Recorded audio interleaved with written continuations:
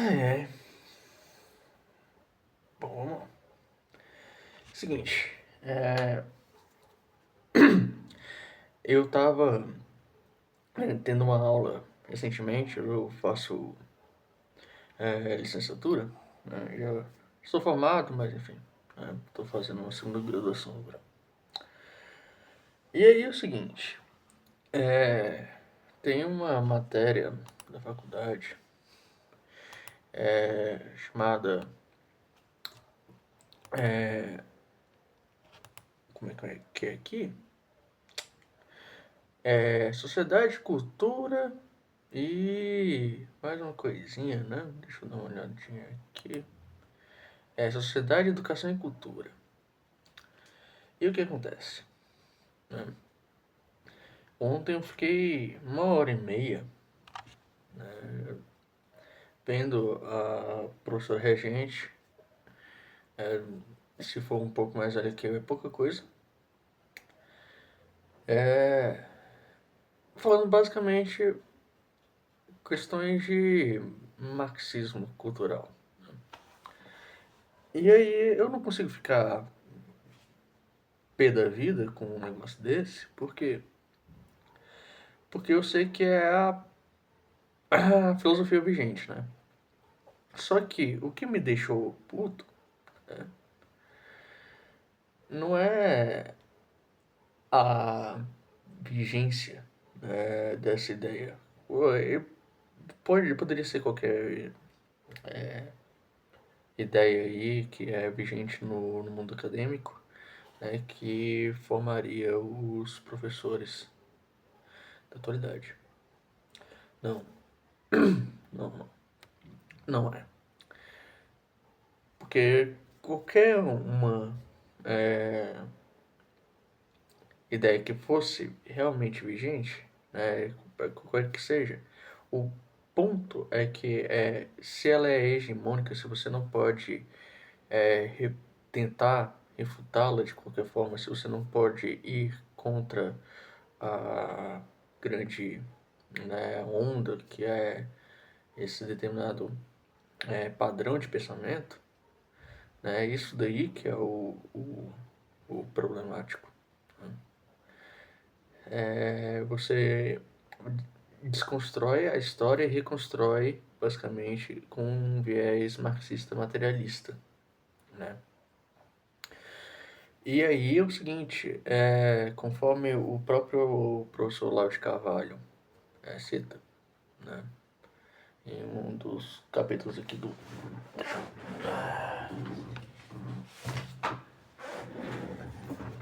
Jardim das Aflições, gente,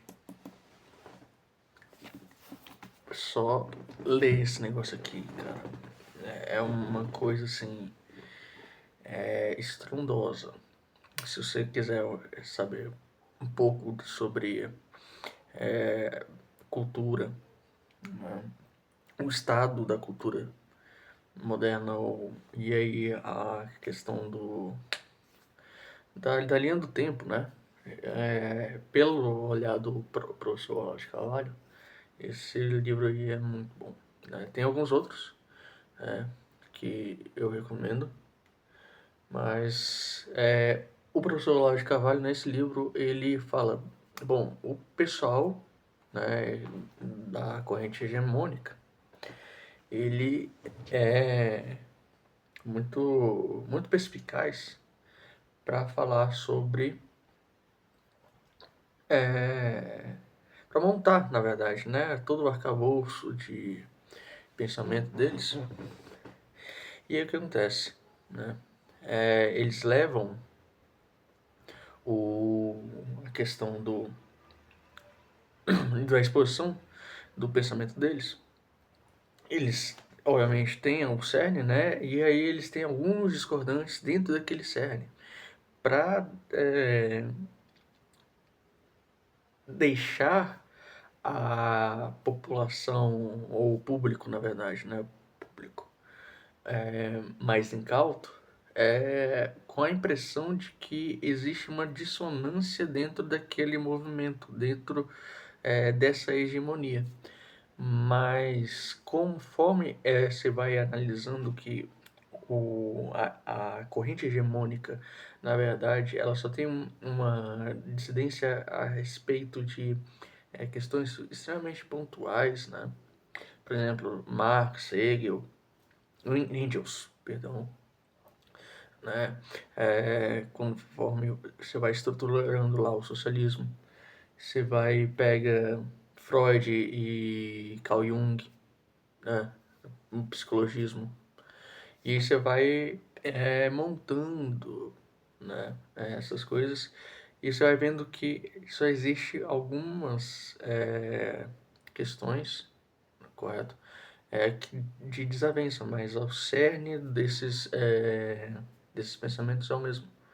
Né? E aí dá a impressão de que as pessoas, dentro daquele conglomerado, né, dos filósofos, dos teóricos, que estão espalhando uma cultura, né, tem uma dissidência, mas não é a mesma coisa que estão falando. Seria uma coisa completamente diferente, por exemplo, se você tivesse um... E aí o problema, né, que é a pauta desse vídeo, né, que uma vez que a hegemonia, né, ela se assenta no poder, né, qualquer que seja, ela não vai tolerar discordância, né? E aí a farsa, né, que é o ponto desse vídeo, a respeito do como que a academia, né, os professores que estão formando professores falam que a academia é um lugar de pluralismo de ideias, né, em que os debates são livres, mas é muito complicado de você ver professores que não são marxistas ou materialistas dentro do meio acadêmico, né? Isso não se traduz, né, numa realidade em que, pelo menos eu vejo que muitas pessoas não têm esses vieses, né? Não são materialistas, não são marxistas, mas você não vê professores que formam professores que não têm esse viés. E mesmo que tivesse, né, a condução estatal do ensino, né, não permite que haja uma dissidência, né? Por exemplo, nesse mesmo material que eu estou vendo aqui, eu não vou dizer quem fez o material, né? Mas ele já dá uma noção de cultura, né? Que é a matéria Sociedade, Educação e Cultura. E ele já dá uma definição moderna, por exemplo, do que é cultura, né? Ele não vai passar pelos clássicos. Ele não vai falar de Cícero, o que Cícero tem fala a respeito de cultura, né? Ele não vai falar, por exemplo, o que Platão, Sócrates e Aristóteles falavam sobre cultura, né? Eles não vão expor o que os escolásticos entendiam por cultura, porque só quem detém a chama, né, de Prometeu para passar para frente, né, a chama de Prometeu, são os modernos. São os modernos. E ele já começa do final, né? E sem nunca ter tido um início na jornada. Você nunca vai ver nessas formações de professores, né, a menos que o indivíduo seja realmente mais atento, né, e que realmente queira ver o outro lado, né?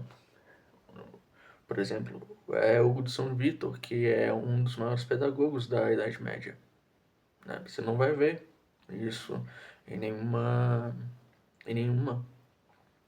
é, formação, né?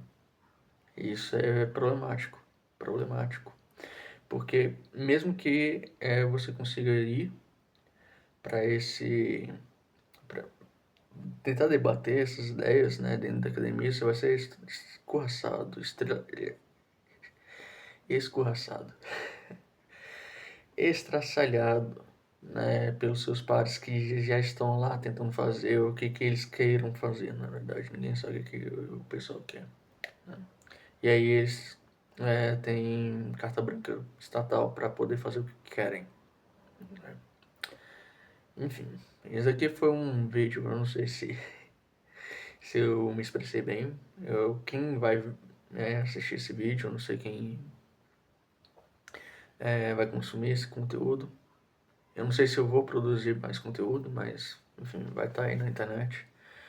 E se você também se indigna com as coisas, né, do Brasil, né? Não só do Brasil, isso daí é generalizado para todo mundo, na verdade, né? Cola aí se me fala aí nos comentários. E falou.